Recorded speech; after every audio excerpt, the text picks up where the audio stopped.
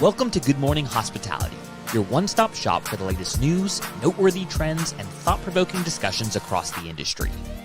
From hotels and short-term rentals to all things travel and hospitality, you'll find each episode equips you with the information that you need to start your week. Join us on Good Morning Hospitality every Monday, wherever you get your podcasts.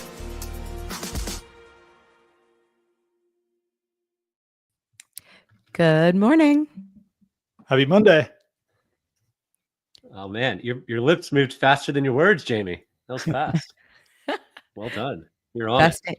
best day of the week. As always. And we had a news-filled week last week as well. So excited to get into it. But first of all, Jamie, anything wild this weekend? Wild weekend? No, it was a pretty tame weekend. Hanging out with some friends, keeping the kids alive. Same old. Yep, I get it.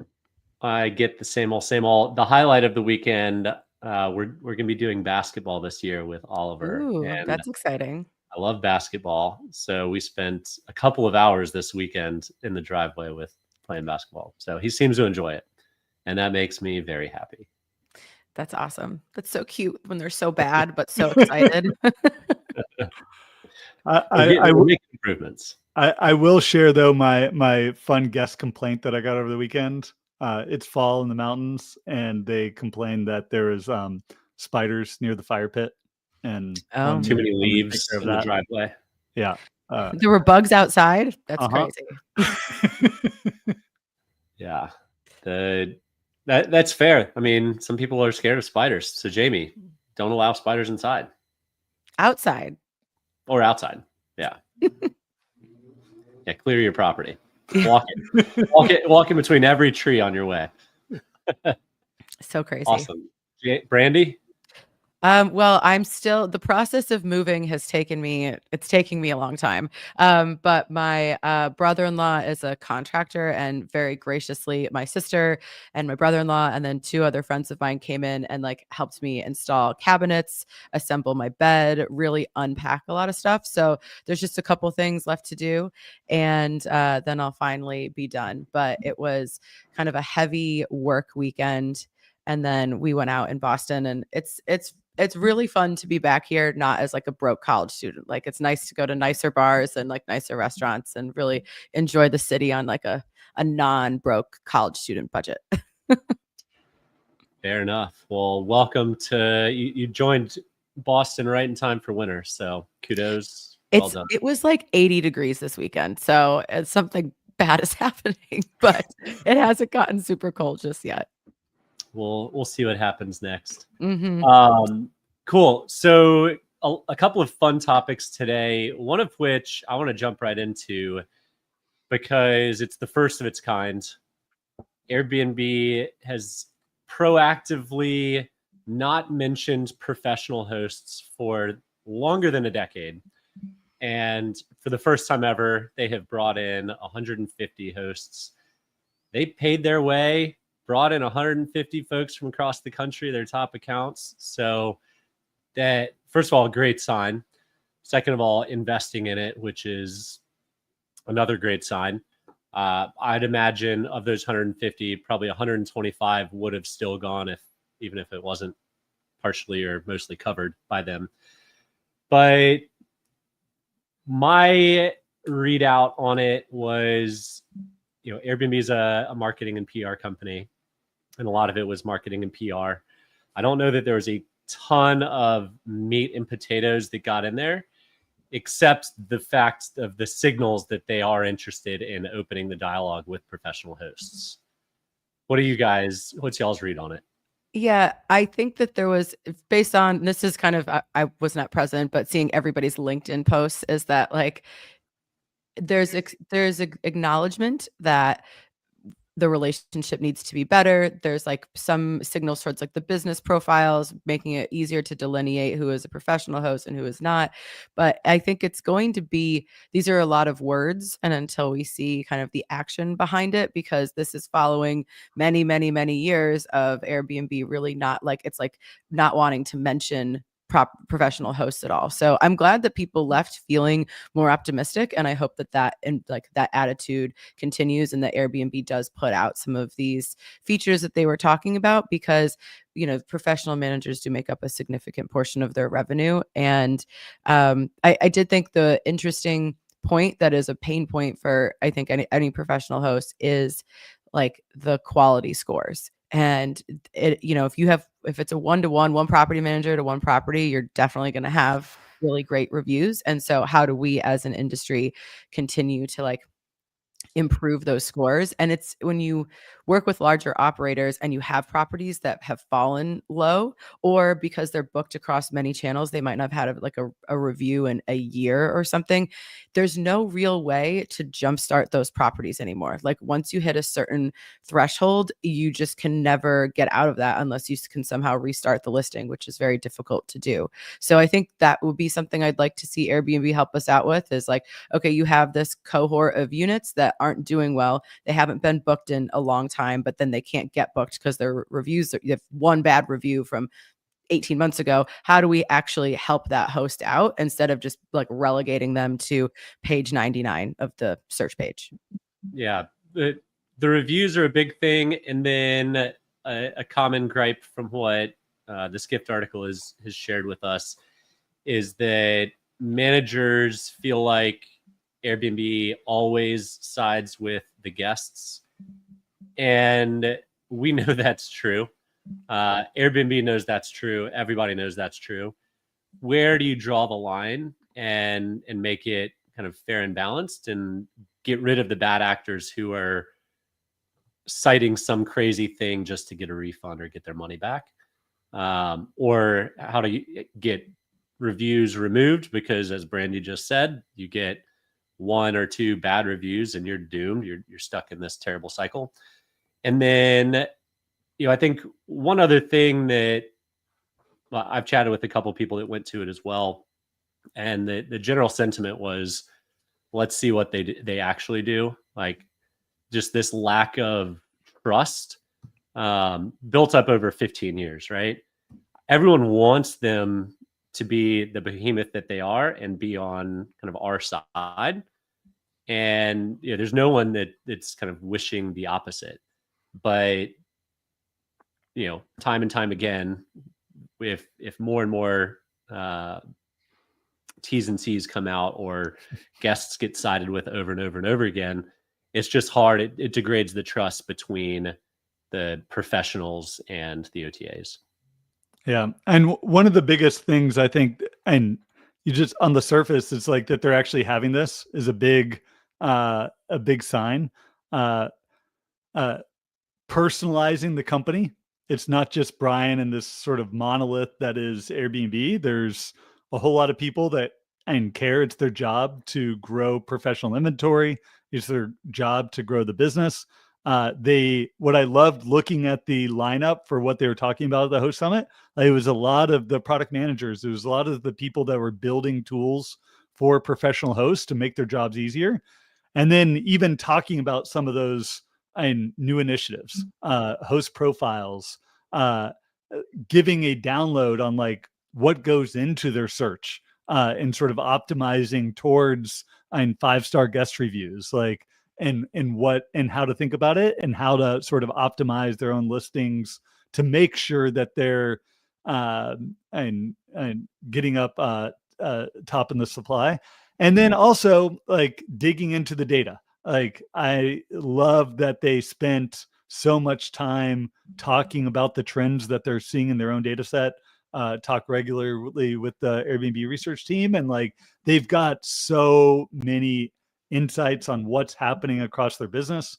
That was one of the sessions I had presented to Verma that didn't get selected, was that we were going to dig into and guest preferences and expectations. But I'm really happy that a lot of the insights that Airbnb has is finally getting to the hands of a lot of these professional hosts. Yeah, I think one of the features that I saw released that might seem simple, but it's such a nightmare, is the ability to create different profiles for your employees to log into one account. Because I mean, as a company that had at one point like 200 employees, having your reservations team and like the two-factor authentication, whose phone does that go to? Does it go to this email? Like just a real nightmare of trying to log in. And then when you try to communicate with someone on like the fraud prevention team or the customer care team or whatever. And then they're like, oh, well, you aren't this person. I'm like, this person is called Romeo from Romy. It's a Fox mascot. Like, so I think it'll just be like, that might seem like a simple thing, but it will help so many people. Just like the headache of dealing with that entire OTA will just almost be like erased from like a logistics perspective. So I really hope that they deliver on that. That's a big one. Yeah. The other thing I heard from coming out of the event was in typical Airbnb fashion. It was very well curated. The event was well executed, well run, great spaces, great speakers. So top notch, as you would expect from a company as meticulous as Airbnb is with brand and design. So kudos for them for hosting this type of event. I hope to see this happen regularly. They did many, many years ago. They had 2 host summits, one in LA and one in Paris, probably a decade ago. So the fact that they're now starting to re-engage, especially with the professionals in the marketplace, is a good sign of things to come. And, I think with them starting to signal moving into hotels too, that's another professional segment that they're going to have to really partner up with and feel a part of and build the tools the right way. So I think the other little interesting tidbit from this is the loyalty component that's coming out, like kind of in tandem with this host summit. They've been talking about it for a while. It'll be interesting to see if if they can successfully launch a loyalty program. In the article, it was saying that they're probably going to lean away from like a Bonvoy type and do more of a subscription membership. And this is my own personal opinion. I am so tired of subscriptions. But that I understand why like the loyalty play, like points might not be the way they want to go if that's what everybody else is doing. And maybe that's not the future, but I don't want to pay for one more subscriptions. It's just, I have a line item in my like personal accounting software that's the subscriptions. And I'm like, why am I paying for so many things? What is this? So I'm curious what your thoughts are. And then you use it once and you feel validated. It's like, okay, I used it for the year. I use it for the year. I'm like, okay, fine. Yeah. And B, to your point, I was like thinking about this morning of like these 2 conflating like initiatives that like one, they want to get in hotels and they want to have a loyalty program for hotels. And then 2, they've talked about loyalty in sort of the history of their business and like wanting to do it. And given that they have a loyal membership base, they're like, we don't need to do a traditional program. We want to do something more like Amazon and Costco, where people pay and they get additional benefits on top of that. But we've never seen anyone be able to do that for hotels. Like it's all around earn and burn. You earn on your business travel, you burn on leisure travel. We saw what Airbnb did with Hotel Tonight. Essentially, like we're going to do earn and burn, but we're just going to do it better than anyone else. We're going to give you more cash to use on your Airbnb stays. So as we sort of look to what they're going to announce, like I see it leaning way more into the hotel type programs like of earn and burn, unless that they're going to be able to come up with some sort of magical membership play that we're all willing to pay $150 a month to be part of. Absolutely not at that price. Yeah, well, look, $150 a year. Maybe. The travel membership is an interesting one. The subscription side, the thought goes to 2 places. Is it a timeshare or is it a credit card? Right. So those are the 2 things that people pay travel subscriptions for. And on the credit card side, Amex has a million other things of how you're getting that $500 back. You get Clear credit, you get Uber credit, you get Delta credit, you get, you can easily see how you recoup that 500 plus some, and then have all the rewards and benefits that go along with it. And on the timeshare side, where you're traveling. It's the same thing over and over again. You're prepaying for your vacations and financing it over a course of a year. How an OTA does it, I'll be fascinated. And I think this probably goes to Brian's bigger view of not just being a travel company, but being a services company too. Can you turn this into your monthly subscription and you get one house cleaning a month, you get one massage a month, you get one private chef a month, but in essence, you're in that case prepaying for these services. So, let's see how it actually gets rolled out. This is one we've been talking about this one over the weekend on our chat, but I think this is one that they can't just throw something out there and then pull it back. When you launch loyalty, you launch loyalty. There's not really a painless way of changing it or renaming it or reframing it.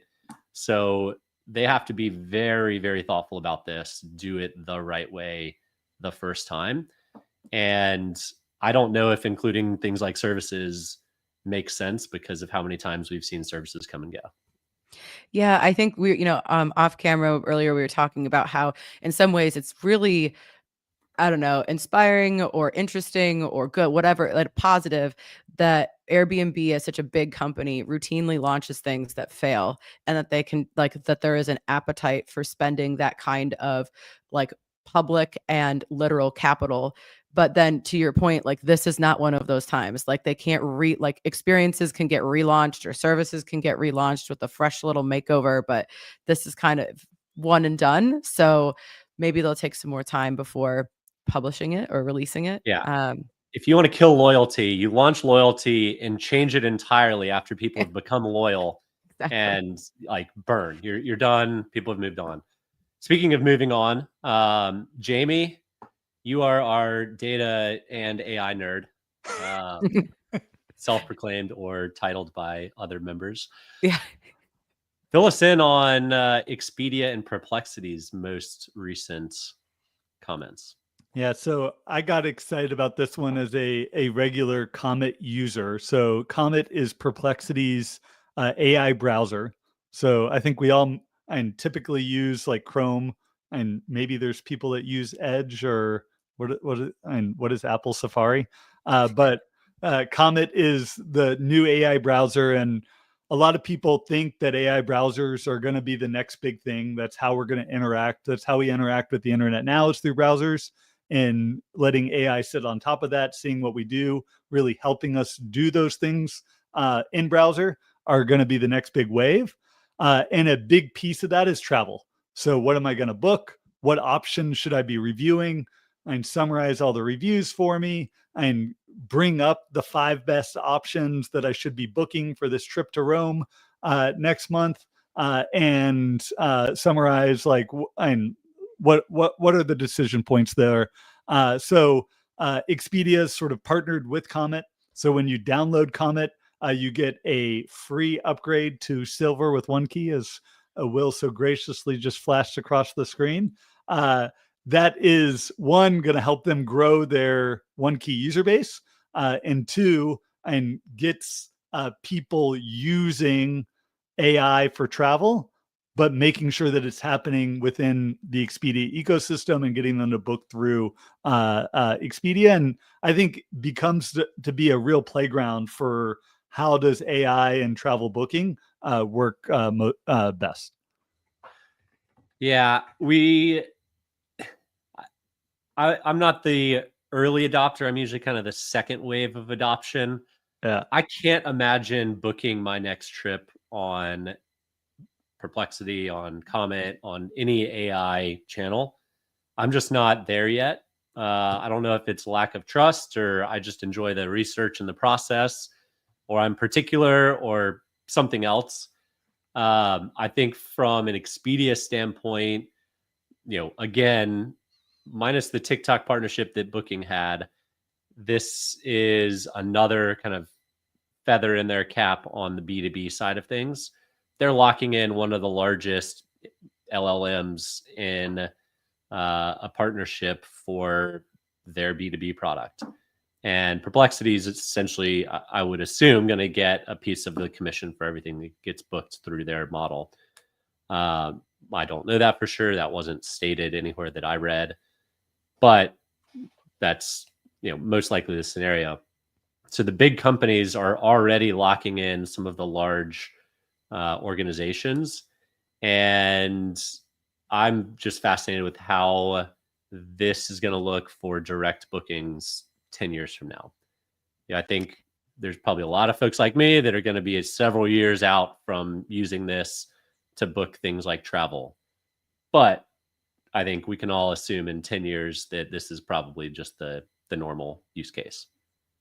Well, I think that might be the kind of the thing that gives a lot of people some anxiety about how all of this is going to unfold, because if the main, if everybody's using, or not everybody, if a lot of people are using this browser and then it's just automatically baked into Expedia, I mean, not even just the little guy, but any of the other OTAs would also be very nervous. So then if you're just like, is my direct booking strategy going to become obsolete because there just is no way that people are going to find it? And I know I'm also not great at telling like where in this, this revolution that we're in, but it doesn't feel like we're right there. But I can easily see like if every browser has a partnership with a OTA like Expedia or Booking, then how would you ever find a direct site?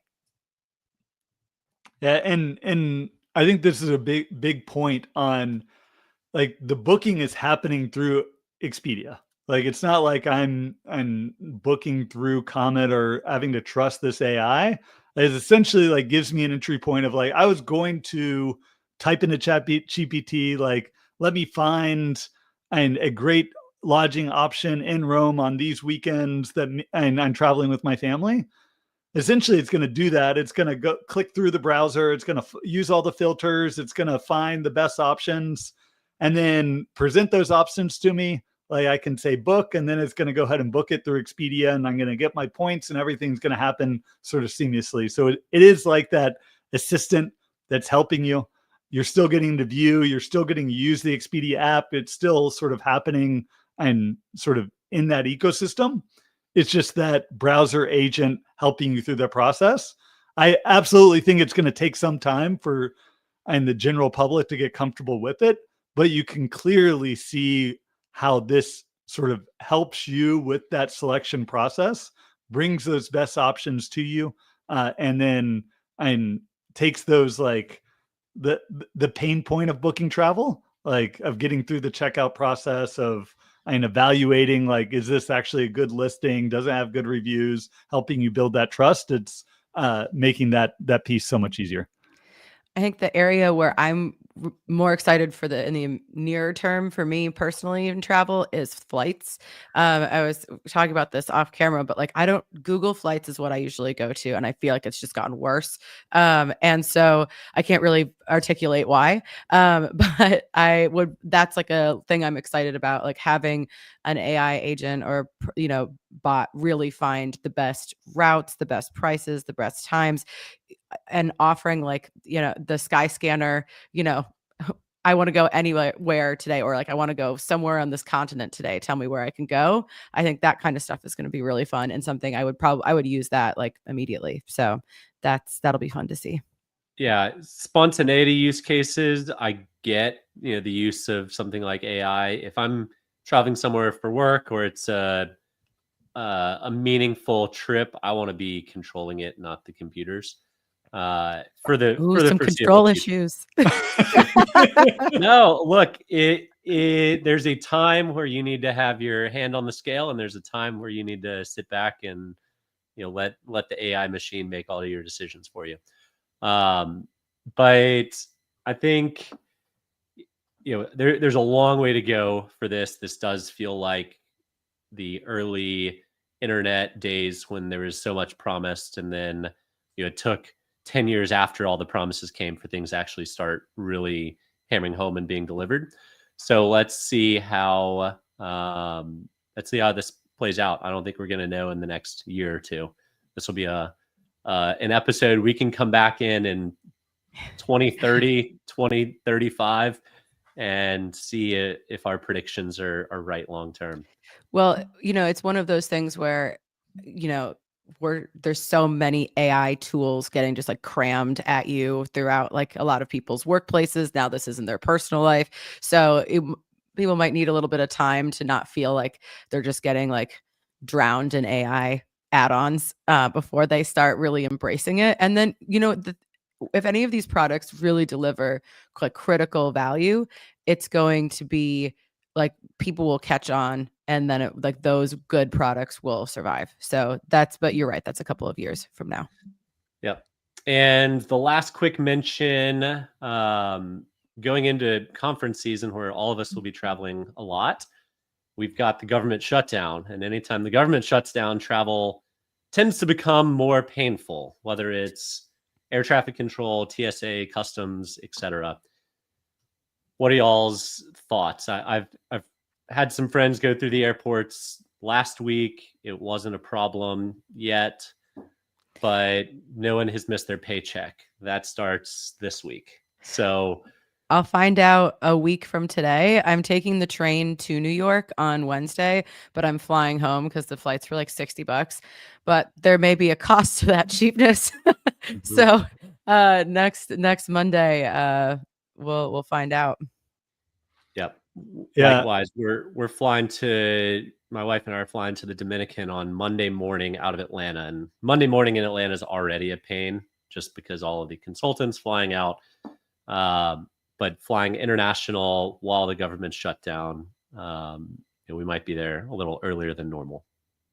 The comment I'll make sits around like national parks and short-term rentals.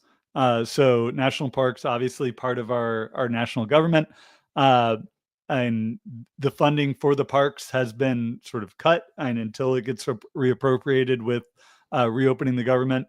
So far, most of the parks have remained open, whether that's through sort of using their daily fees that they collect, or even states coming in and say, you know what, like these parks are so important for our local economies that we're willing to pony the money to keep them open.